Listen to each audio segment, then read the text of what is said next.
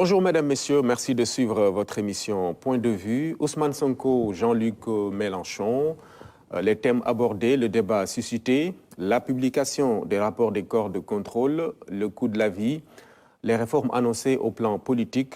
Moundiaï Cissé aborde avec nous les grands thèmes de l'actualité. Notre invité est directeur exécutif de l'ONG 3D. Bonjour Moundiaï, merci beaucoup. Bonjour Omar, et merci beaucoup également à vous de m'avoir invité sur ce plateau de la RTS dans l'émission Point de vue.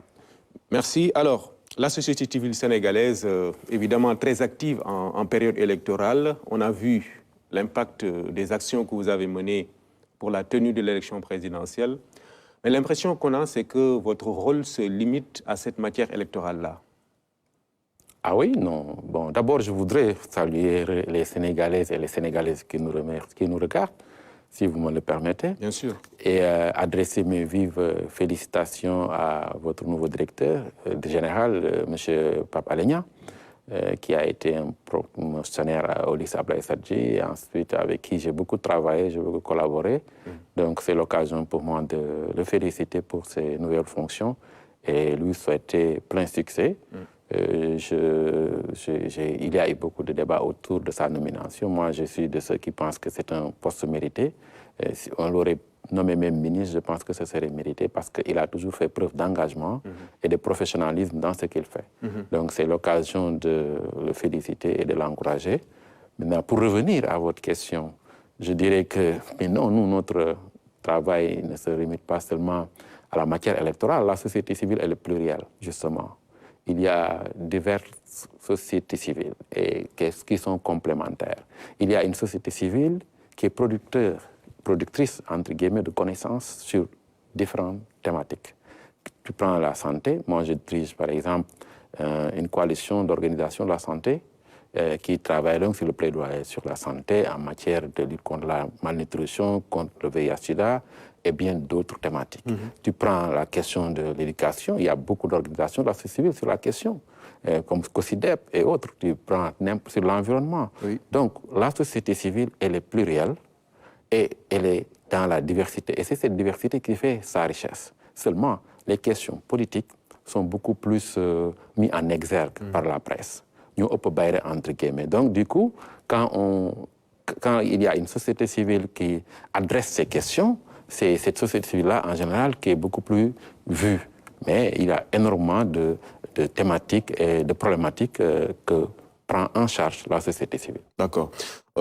Sur la question électorale, évidemment, je l'ai rappelé tout à l'heure, est-ce que vous avez eu à évaluer, à faire, à tirer des enseignements de la période tendue qu'on a vécue avant l'élection présidentielle de 2024? Oui, on est en train de faire un livre blanc avec un cahier de recommandations citoyennes. Nous avons observé le processus électoral et donc depuis les locales, on a ce qu'on a appelé un programme Niette élections qui a pu observer ces 3 élections. Et durant ces 3 élections, nous avons pu capitaliser tout ce qui est force et faiblesse avec les recommandations et tout cela. Vous savez, moi, je suis dans une coalition qui s'appelle le collectif des organisations de la société pour les élections, qui est présidé par le professeur Babacar Gueye, où il y a l'ARADO, la Ligue sénégalaise des droits de l'homme, une quinzaine d'organisations qui ont fait l'observation électorale. Et bientôt, dans le cadre de nos 25 ans, parce que nous sommes dans le domaine électoral depuis la veille de la première alternance en 99. Et donc, l'ONG 3D et le COSC. Le COSC qui est présidé par le professeur Babacar Gueye. Et donc, nous allons sortir un livre blanc dans lequel nous allons revenir sur l'ensemble des dysfonctionnements que nous avons constatés avec des recommandations qui vont pouvoir servir même d'avant-projet de réforme qu'on va soumettre aux autorités sur toutes les questions liées au parrainage, liées disons, aux organes de gestion des élections. Donc, nous allons laisser aucune opération électorale. Nous avons notre mot à dire et sur la base de l'observation que nous avons faite ces 3 dernières années, vous allez voir que nous allons remettre ce document-là aux autorités. Oui, mais quand même, vous en êtes conscient, il n'y a pas que la question électorale. Les populations aujourd'hui font face à des défis de plusieurs ordres. La santé, l'éducation, le développement, la justice, le mieux-être. Évidemment, vous allez quand même continuer de jouer ce rôle de sentinelle. Oui, moi je pense qu'aujourd'hui, comme je l'ai dit, la société civile dans sa diversité aborde toutes ces thématiques dont vous parlez. Et donc, pour toutes ces thématiques, il y a des propositions qui sont faites. Maintenant, le moment venu, l'État a annoncé des concertations au niveau national.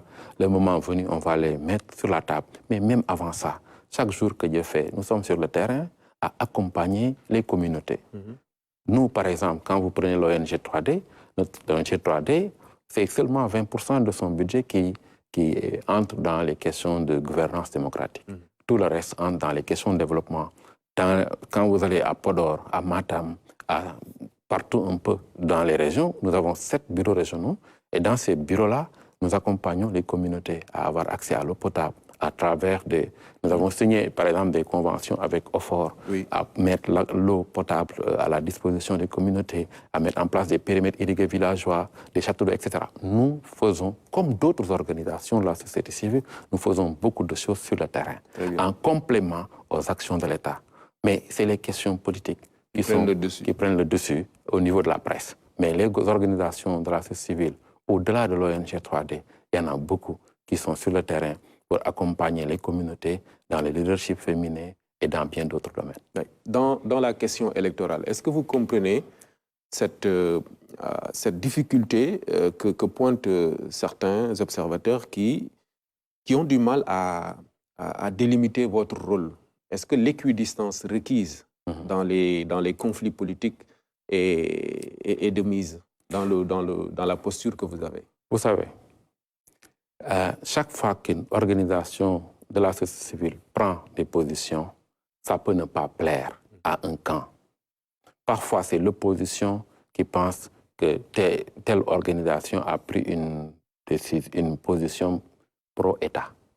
Parfois, c'est l'État qui considère que les organisations de la société civile sont des encagoulés politiques, c'est des politiciens encagoulés. Mais cela ne doit pas influencer nos prises de décision. On doit rester toujours... On l'a montré. Dans la plupart des cas, c'est d'ailleurs l'État. C'est le pouvoir qui se plaint souvent. Oui, c'est le pouvoir qui dit que la société civile, c'est des acteurs politiques encagoulés. Par exemple, quand le président Macky Sall a voulu reporter les élections à la veille de la campagne électorale, que les organisations de la société civile sortent pour dire non, mais on peut nous assimiler à des acteurs politiques, on l'assume. Et c'était le cas quand on nous a invités à cet ultime dialogue, quand on a refusé, on nous a assimilés à des acteurs politiques. Nous défendons des principes. Et le combat que nous menons va au-delà des personnes. Par exemple, quand on se lève un jour, on dit oui, bon, on va pour une raison quelconque reporter les élections. On a dit non, on crée un mouvement. On a demandé aux syndicats, au secteur privé et aux personnalités indépendantes de s'associer avec la société civile pour dire non. Est-ce que ça, c'est un acte politicien, entre guillemets? C'est un principe qui veut le respect de notre Constitution. Parce que si on l'avait, par exemple, passé cette forfaiture à l'époque, en février, quand le président Macky Sall a décidé unilatéralement d'abroger le décret convoquant le collège électoral. Mais ce serait un précédent dangereux pour nos démocraties. Pourquoi? Parce que en ce moment, on n'aurait plus de clause d'éternité pour notre Constitution. En ce moment, tout autre président pourrait avoir un prétexte de reporter les élections quand il se sent en situation inconfortable. Et donc, nous nous sommes dit non, on ne va pas accepter que les élections soient reportées. Il faut que la question du nombre de mandats et de la durée du mandat reste intangible. Et c'était ça le sens de notre combat. Et le régime en place à l'époque nous voyait comme étant des alliés de l'opposition.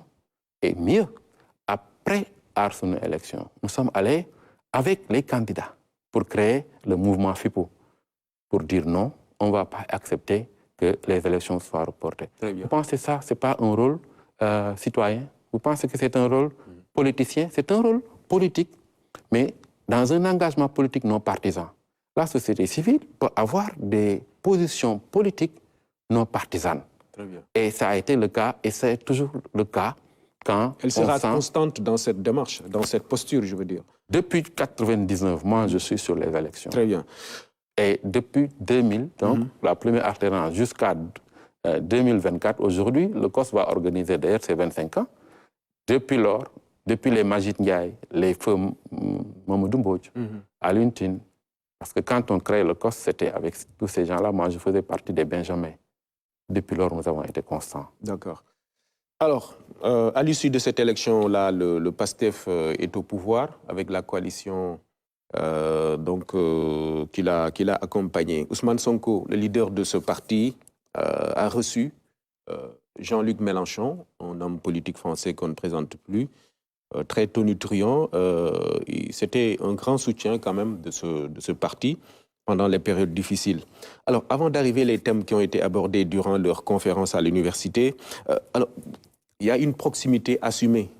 Vous, en tant qu'observateur, quelle signification donnez-vous à cela?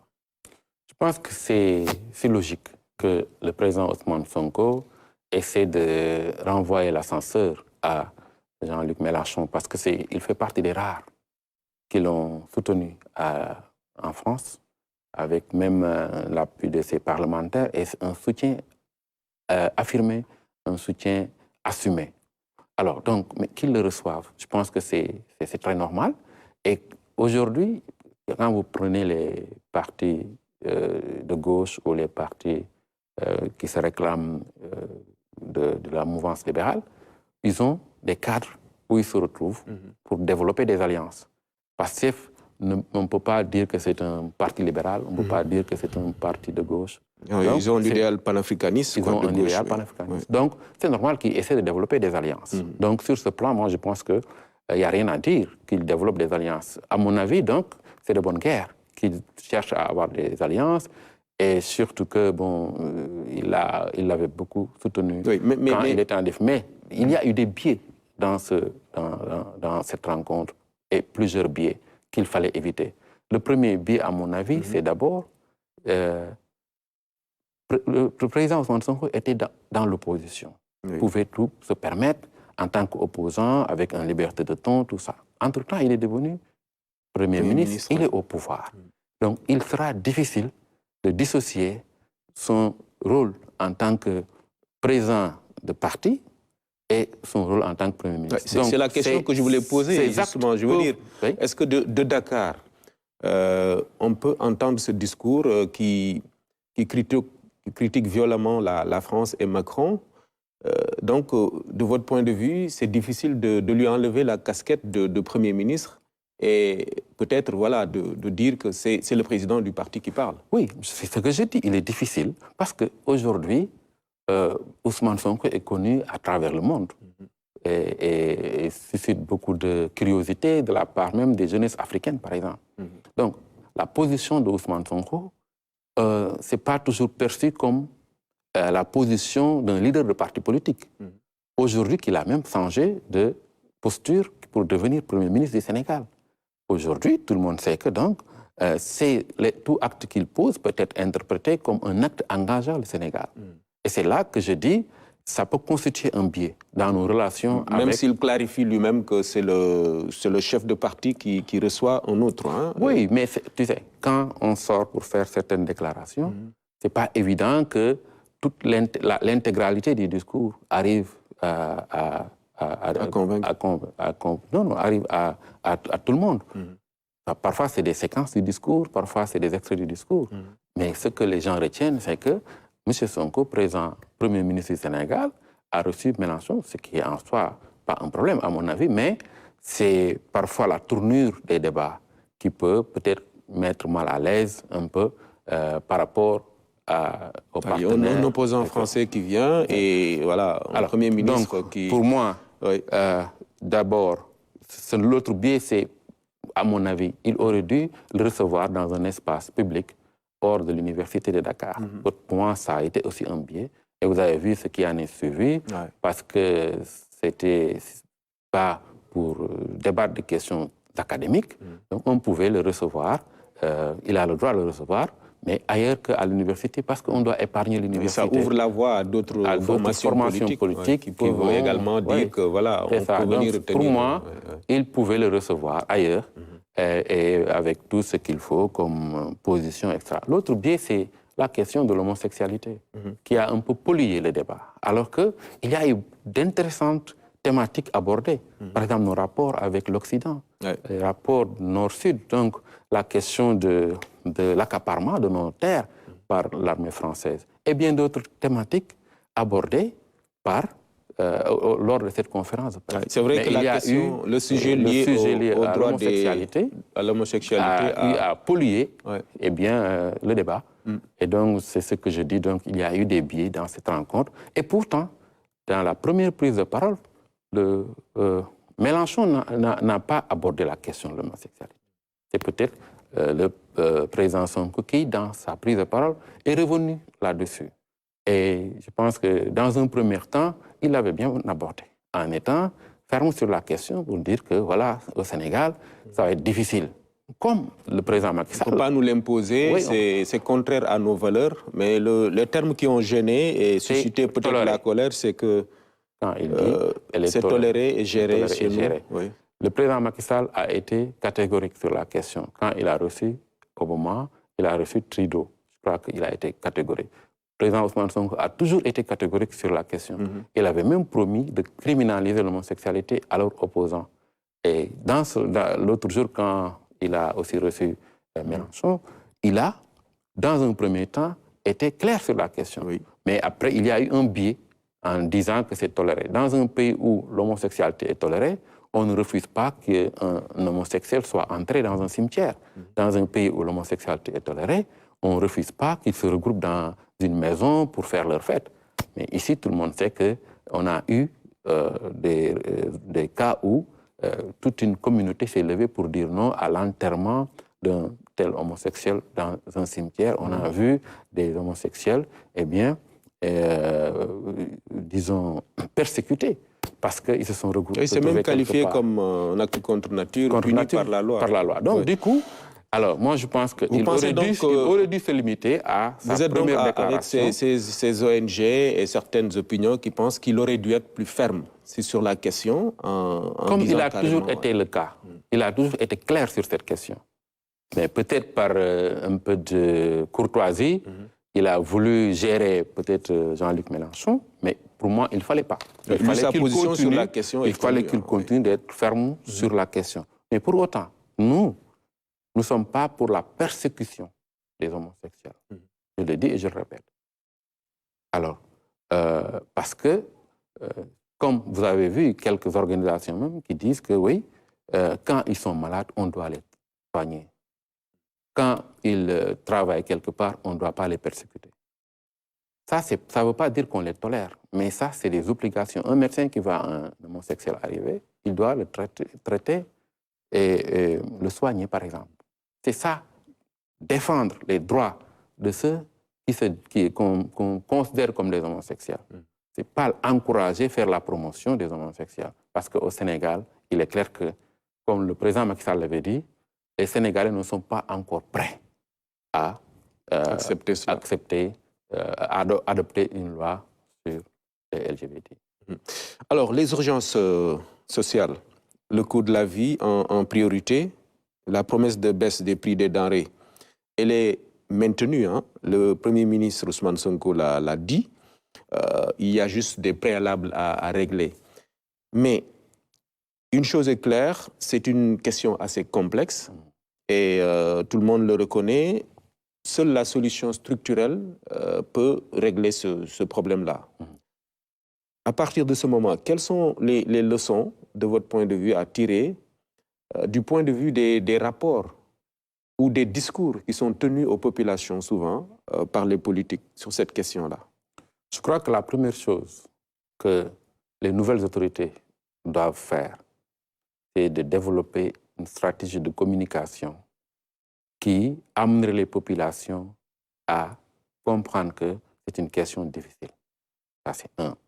Leur montrer que ce n'est pas sur un coup de baguette magique qu'on va régler ce problème-là. C'est comme la question également du chômage.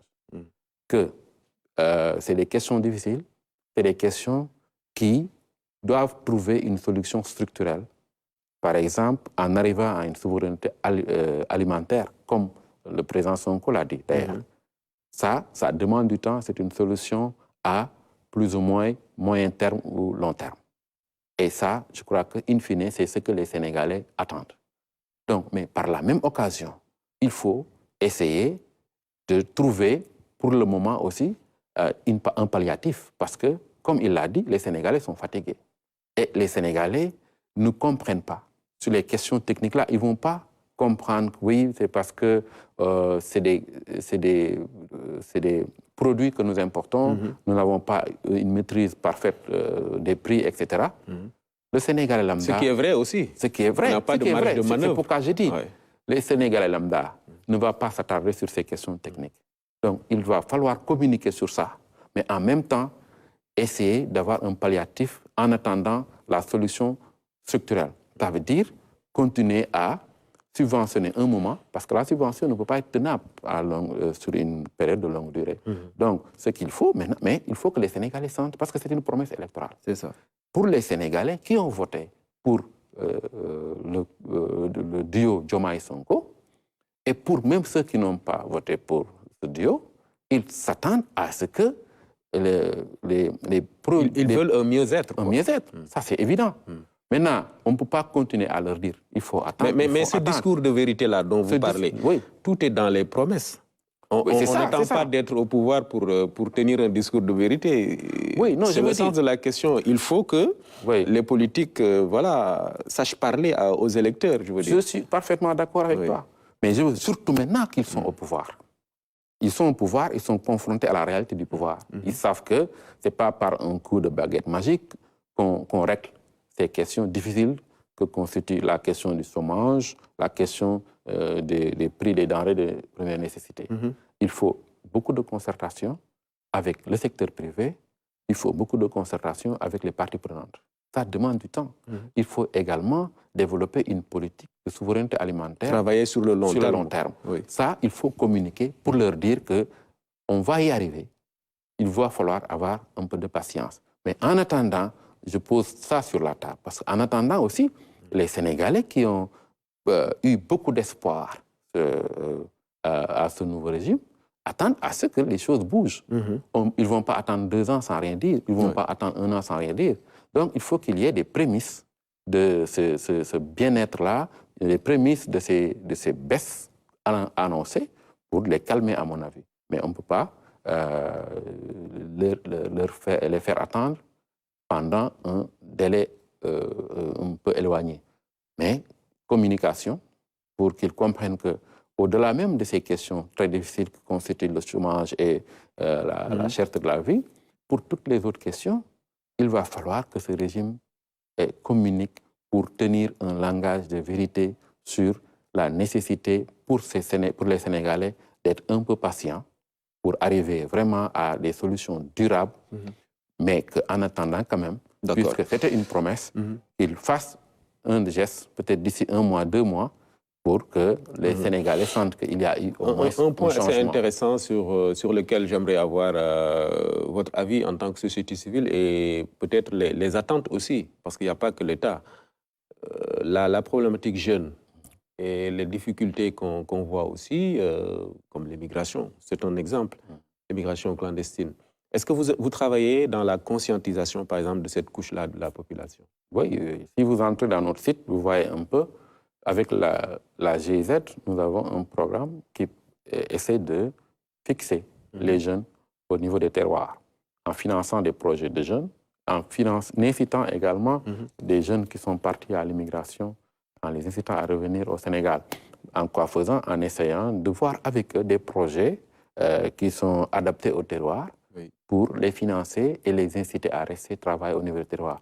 Je crois que ça, avec ce que l'État va faire, peut-être en complément, on va pouvoir contribuer à atténuer cette vague d'immigration clandestine, ces jeunes qui prennent les bateaux de fortune, les pirogues de fortune pour aller à l'extérieur. D'accord. Et donc, je dis, les questions les plus difficiles, ce sont ces 2 questions-là. Parce que les jeunes, ils sont nombreux et à avoir espoir à à Sonko et Diomaye. C'est ces jeunes qui ont élu en vérité ce duo Sonko et Diomaye. Ces jeunes-là, tout ce qu'ils attendent, c'est de voir leurs conditions de vie s'améliorer. C'est donc la question du chômage qu'il y ait des solutions et la question également de la cherté de la vie qu'il y ait des solutions. D'accord. La publication des... Je pense que donc l'État a intérêt non seulement à communiquer sur la question, à bien communiquer sur la question, mais également à développer des stratégies d'abord palliatives, mais à travailler sur le long terme à des solutions structurelles. D'accord. Alors, les rapports des corps de contrôle, comme l'OFNAC ou la Cour des comptes, sont en train d'être publiés en respect, bien sûr, à la demande du président de la République qu'il avait annoncé. Alors, les conséquences ou les leçons, au-delà des...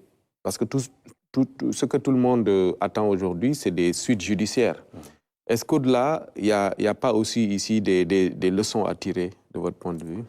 D'abord, pour moi, ces organes de contrôle ne doivent pas attendre l'injonction du président de la République pour publier les rapports.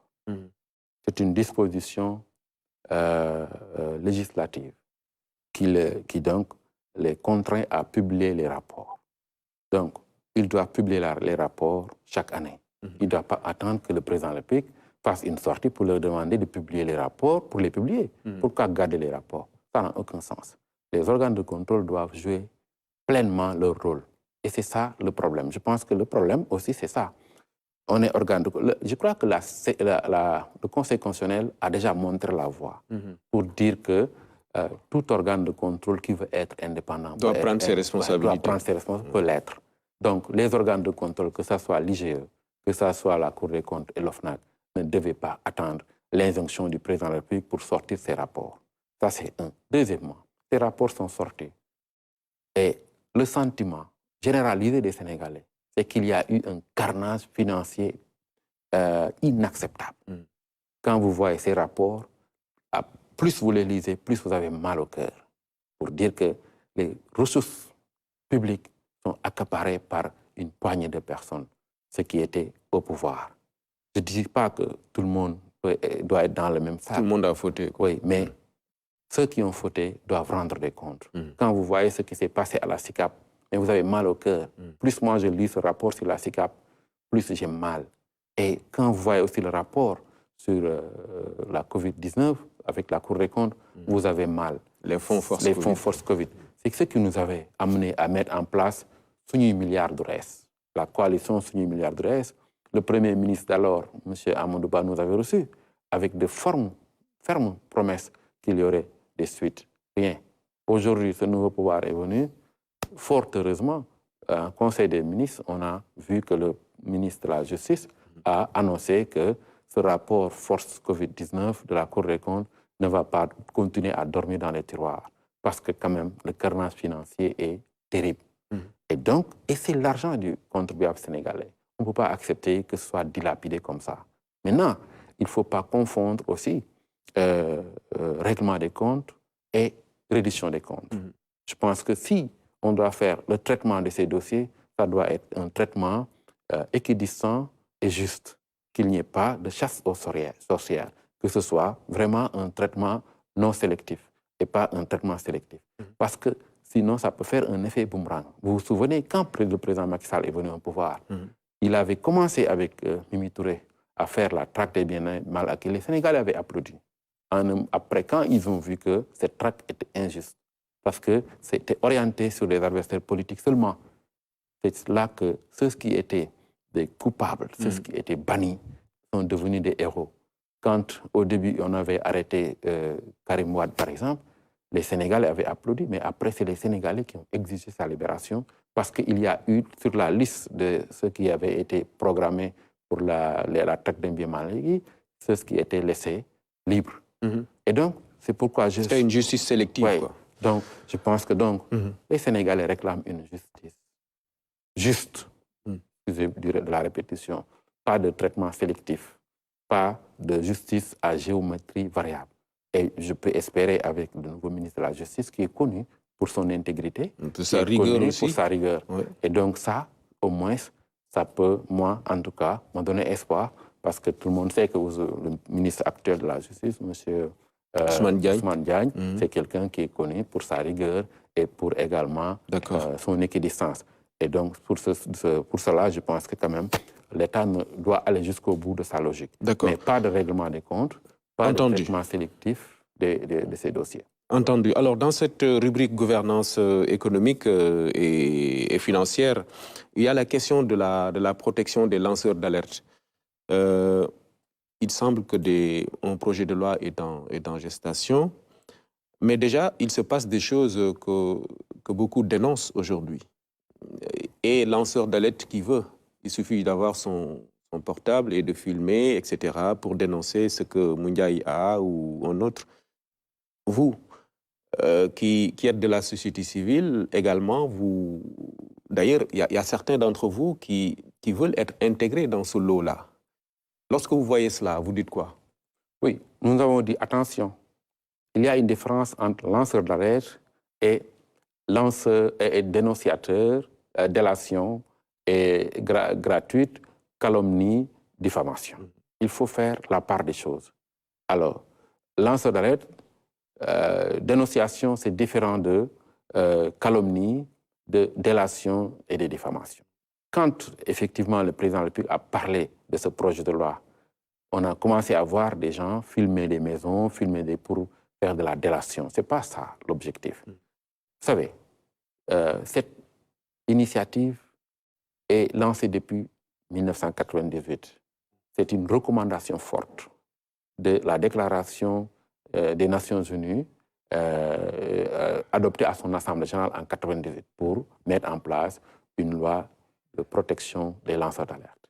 Alors, vous savez que c'est une loi donc qui vient à son heure parce que justement, vous rappelez qu'en 2023, il y a eu plus de 2000 détenus politiques, entre guillemets. 2000 détenus qu'on peut considérer comme étant des lanceurs d'alerte. Vous pensez que si on avait une loi comme ça, les Alioune Sané, les Niddoff et autres seraient en prison? Je ne crois pas. Il y a un effondrement de nos politiques de protection des droits de l'homme.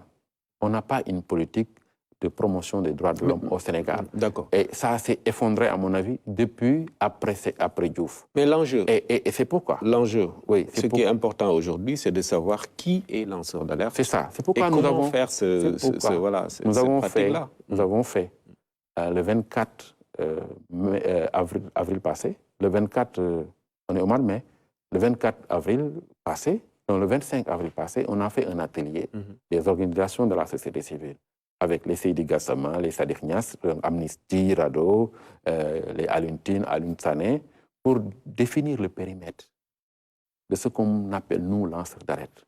Ça inclut les activistes qui, et donc, si vous voyez un peu l'article 1er de ce projet d'avant-projet de loi que nous avons, et lanceurs d'alerte, tout individu, homme ou femme, un individu, un groupe qui se lève pour défendre les droits d'une communauté ou d'une personne. Ça n'a rien à voir avec la délation. Et donc, nous avons voulu être co-producteurs, co-acteurs, co-constructeurs de cette loi. C'est pourquoi nous avons pu faire un atelier assorti de propositions, de recommandations qui vont être transmises au ministre de la Justice pour qu'il prenne en compte les préoccupations que nous avons par rapport à cette loi portant sur les lanceurs d'alerte. Pour ne pas que les lanceurs d'alerte, les activistes, vivent dans une situation de vulnérabilité sans précédent. Parce que ce qui s'est passé entre 2021 à 2024, avec 2000 détenus, des jeunes qui, parce qu'ils ont participé à une marche, ils ont été en prison, qui, parce qu'ils ont eu à dénoncer des pratiques, ils ont été en prison, 2000 jeunes, c'est excessif. C'est pourquoi ce projet, à mon avis, vient à son heure. Maintenant, il faut l'encadrer, il faut associer les organisations de défense des droits de l'homme pour que ce projet reflète les préoccupations des lanceurs d'alerte. Donc, dans le lot, l'activiste, membre de la société civile, voilà, ONG, etc. Oui, c'est ça. Parce que ces dernières années... Tout ce beau monde-là doit être considéré comme lanceur d'alerte. Oui. Okay. c'est pas seulement des gens qui, parce qu'ils ont un problème avec Omar Nying, ils filment Omar Nying, ils disent voilà les biens de Omar Nying. C'est pas ça. Donc il faut l'organiser alors. Ouais. Il faut l'encadrer et bien définir le périmètre pour ces lanceurs d'alerte-là. Et nous avons anticipé sur la question en faisant un atelier. Et donc les conclusions de cet atelier vont être remises au ministre de la Justice, M. Ousmane Diagne. Parfait. Alors, la réforme du système électoral a été également annoncée par le président de la République lors de son discours. Il y a beaucoup de points. C'est vrai que jusqu'ici, il n'y a pas encore de mouvement vers ces assises-là. On verra ce qui va être fait, hein, autant pour moi. Mais pour des organisations, des structures qui se déploient sur ce terrain politique-là, on en revient. Quelles sont vos attentes aujourd'hui par rapport aux points qui ont été soulevés comme la question de la commission électorale nationale autonome ou commission indépendante, la rationalisation des partis ou le financement de ces formations politiques-là? Il y a beaucoup de thèmes, de points qui sont importants et sur lesquels également vous avez des attentes. Oui, nos attentes, je pense que sont déjà consignées dans plusieurs documents. Je crois que nous avons participé au dialogue politique, pas le dialogue de Diamniadio, hein, oui. les deux précédents dialogues, n'est-ce pas, avec des contributions. Parce que même dans le premier dialogue politique, le PASTEF avait participé. Avec Adjuma Sow, on a pu, qui a représenté le parti PASTEF, c'était vraiment des moments de réflexion qui ont permis de définir des pistes par rapport aux points abordés. Par exemple, la question de la rationalisation des partis politiques est dans un document global qui s'appelle la modernisation du système partisan. Nous en avons fait nous-mêmes au niveau de l'ONG 3D, au niveau du COSC, on a fait un document sur ça. Et ça me permet d'aborder la nécessité de cette rationalisation. Parce que, vous savez, avec la loi sur les partis politiques est devenue obsolète. On avait d'abord une première loi, c'était en 1976 avec Senghor, mais c'était une loi qui encadrait le nombre de partis, qui limitait le nombre de partis à 3 et ensuite 4, avec pour chaque parti un courant. C'est en 81, la loi de 81, je crois du 6 mars 81, avec Abdou Diouf, quand il est venu pour dire « Diak Diagini », il a supprimé la limitation du nombre de partis et on est passé de 4 partis à 42 partis au départ de Diouf en 2000. Quand Wade est venu, il y a eu 111 partis nouvellement créés, n'est-ce pas? Ce qui nous fait environ 160 partis. Aujourd'hui, on a un nombre plus de 326 partis. Diouf, Macky, quand il est venu, on a eu 111 nouveaux partis. Mais qu'est-ce qui est à l'origine de ça? Le clientélisme politique. Oui. On a vu avec Wade, après, il a créé la CAP 21, et donc on a légalisé, entre guillemets, les coalitions de partis, et on a cultivé l'idée selon laquelle, pour arriver au pouvoir, il faut, un seul parti ne peut pas le faire, il faut une coalition de partis, et des partis se créent comme des champignons, et c'est devenu un business politique. Les partis, parce qu'il y a des dessous de table qu'on donnait aux partis politiques. Il y a des rentes. Quoi. Des rentes, et donc il y a eu plusieurs partis politiques créés. Aujourd'hui, nous en sommes à 326 partis, selon le ministre de l'Intérieur, le dernier, en tout cas, recensement, et 70 seulement de ces partis ont une adresse connue. Tout le reste des partis ne sont pas connus. Donc oui, à des partis politiques, parce que ça me permet de citer un ami qui disait que les partis politiques sont dans une démocratie comme le sel dans la cuisson. C'est nécessaire, mais il ne faut pas en abuser, il ne faut pas qu'il en ait un excès. C'est la même chose. Aujourd'hui, il faut rationaliser. Et on peut s'inspirer de l'exemple béninois, qui aujourd'hui dispose que de 13 partis, alors qu'ils avaient également comme nous une floraison de partis. Parce qu'ils ont posé des conditions pour la création de partis, et ils ont posé également des conditions pour la suppression, ou en tout cas pour qu'un parti perde son statut. Si un parti ne participe pas à 2 élections législatives consécutives, il perd son statut. C'est une forme de rationalisation. L'issue de la présidentielle peut d'ailleurs aider, parce qu'on a vu une sorte de référendum. Oui, c'est vrai que 2 blocs, peut-être, ce serait un peu les Sénégalais ont tranché pour montrer que... Trop dire, mais au moins avoir un nombre de partis raisonnable dans une démocratie comme la nôtre. Et ça, pour moi, ça nécessite que le président aille jusqu'au bout. Parce que ça a toujours été agité, mais on n'est jamais allé jusqu'au bout. C'est l'occasion pour le président d'aller jusqu'au bout et de mettre en place, de désigner par exemple une personnalité indépendante pour diriger ses travaux rapidement. Parce qu'on n'a pas besoin de faire 3 mois sur la question. Je pense que c'est une question qui peut être réglée en 1 mois parce que les conclusions des travaux sont là. Il n'y a pas que les partis politiques en termes de rationalisation. On doit rationaliser le calendrier électoral aussi. On ne peut pas organiser des élections chaque année. Ouais. Et l'exemple béninois, moi, m'inspire beaucoup. En Bénin, par exemple, à partir de 2026, on a ce qu'il appelle une année électorale, où il organise toutes les élections en une seule année. Au mois de janvier, c'est les élections législatives et communales. Et au mois d'avril, il organise l'élection présidentielle. Après, il reste 5 ans sans organiser d'élections.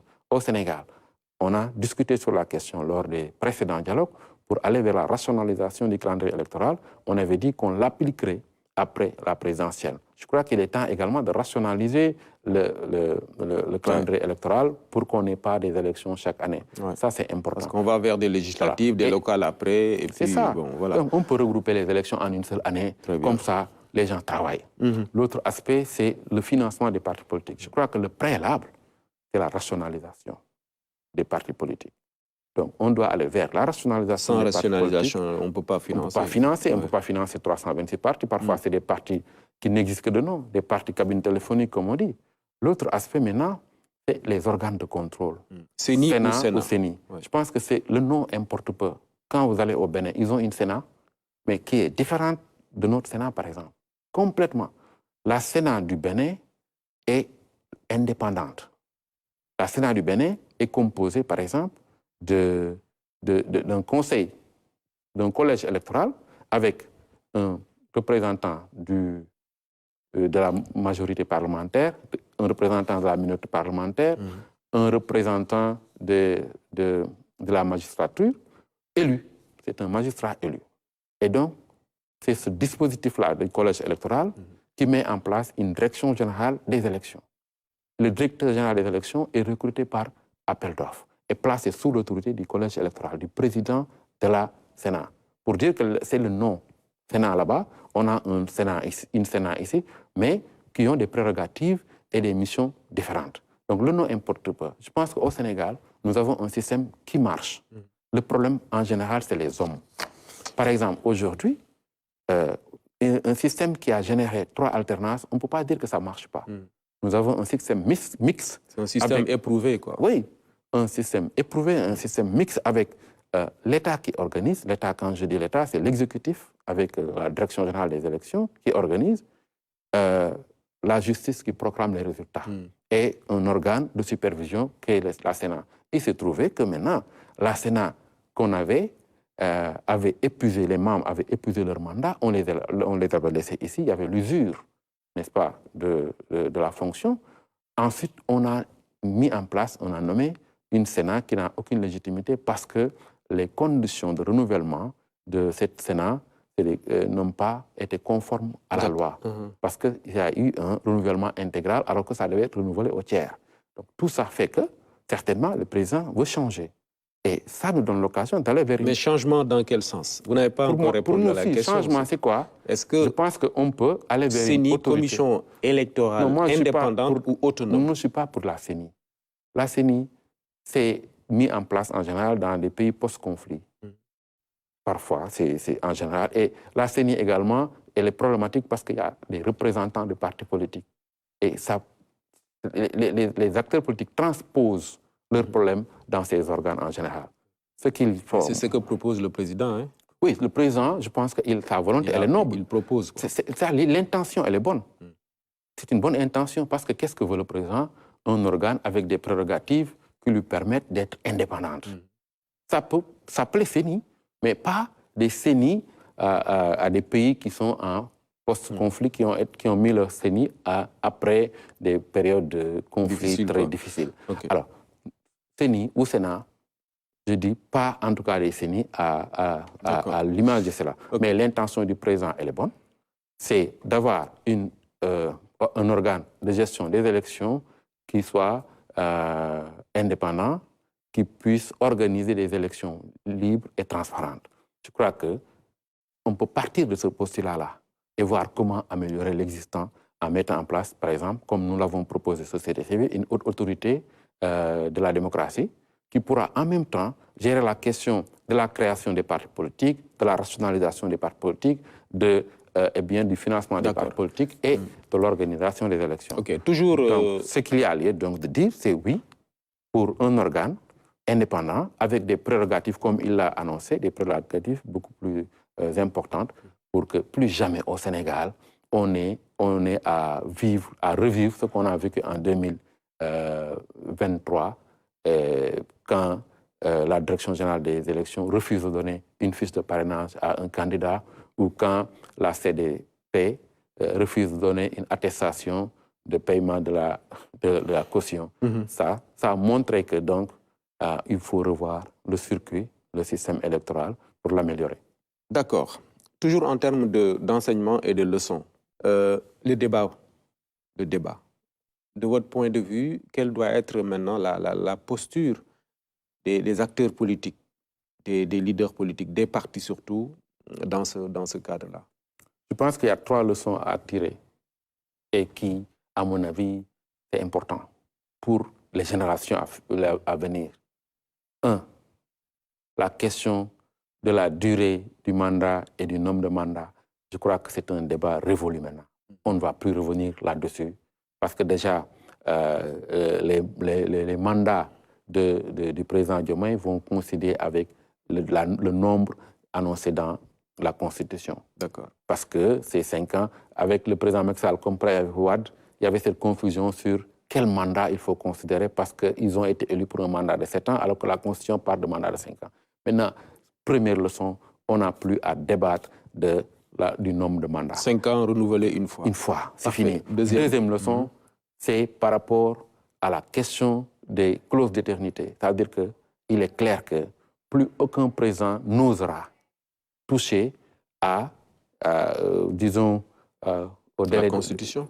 Oui, à la Constitution sur ces questions-là. C'est-à-dire qu'aucun président n'envisagerait aujourd'hui de reporter des élections présidentielles. Parce qu'une fois que tu les reportes, c'est fini. Vous voyez un peu, on ne parvient plus à organiser des élections locales à date échue. Depuis 1994 à nos jours, les élections locales ont toujours fait l'objet de report. Il suffisait de reporter l'élection présidentielle de 2024 pour que n'importe quel autre président vienne pour dire, oui, pour un quelconque prétexte, reporter. La deuxième leçon, la troisième leçon, c'est qu'aujourd'hui, les Sénégalais sont convaincus qu'avec leur carte d'électeur, ils peuvent changer un régime. Et les acteurs politiques doivent le comprendre pour savoir que s'ils veulent accéder au pouvoir, ils doivent travailler à accéder au pouvoir par la voie démocratique et travailler à avoir un projet de société qui puisse convaincre les Sénégalais. Le PASTEF, en 10 ans, parce qu'il faut dire que Ousmane Sonko, il y a 15 ans, il n'était pas connu des Sénégalais. En l'espace de 11 ans, il a pu, avec constance, parce qu'il y a eu la constance, tenir aux Sénégalais un discours qui a été constant et permanent et convaincant. Et donc, les Sénégalais, les acteurs politiques doivent comprendre que maintenant, ils ne peuvent pas tromper les Sénégalais. Et tous ceux qui sont dans les trucs comment on dit, de transhumance là, pour penser à arriver au pouvoir après ou tenir des discours qui vont dans le sens de vouloir tromper les Sénégalais, doivent savoir que maintenant le peuple sénégalais est mature. Et cette maturité s'est manifestée lors de ces scrutins. Comment? En transformant ces élections en un référendum. Ils ont fait un vote utile. Ils n'ont pas fait le vote affectif. Oui. Donc, que les acteurs politiques, que l'opposition s'oppose avec des idées, un programme alternatif, et que l'État essaie aussi de travailler. C'est aussi cette autre leçon. C'est-à-dire qu'on ne peut plus confisquer le pouvoir au Sénégal. Très bien.